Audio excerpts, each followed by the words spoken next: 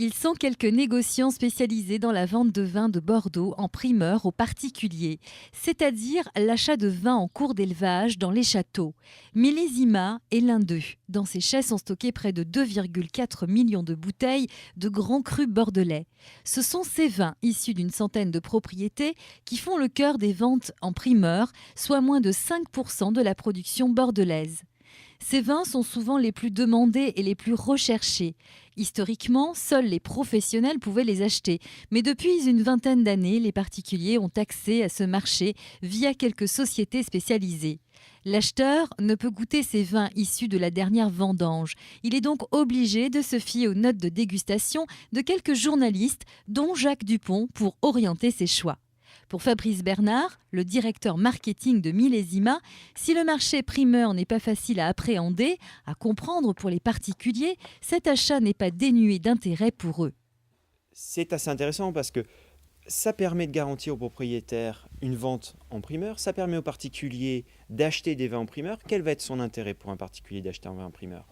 La disponibilité d'un vin, surtout lorsqu'il est extrêmement demandé. De choisir son format, est-ce qu'il veut une demi-bouteille, un magnum, un Jéroboam, un impérial, etc. Il a la possibilité de le choisir. Et un prix, malgré tout, beaucoup plus attractif, un prix beaucoup plus attractif en primeur qu'en livrable. La décote en général d'un vin primeur par rapport à un livrable, elle est autour de 20-30%. Ça dépend évidemment si vous avez acheté dès le début, si vous avez acheté en milieu ou en fin de campagne. L'achat en primeur, c'est l'assurance d'obtenir un vin avec une ristourne.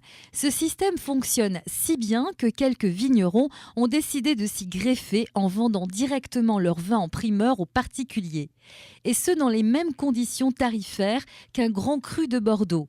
Là aussi, impossible pour l'amateur de les goûter. Il est donc obligé de se fier aux notes de quelques dégustateurs. Chaque année, Jacques Dupont en sélectionne une centaine dans son guide d'achat primeur.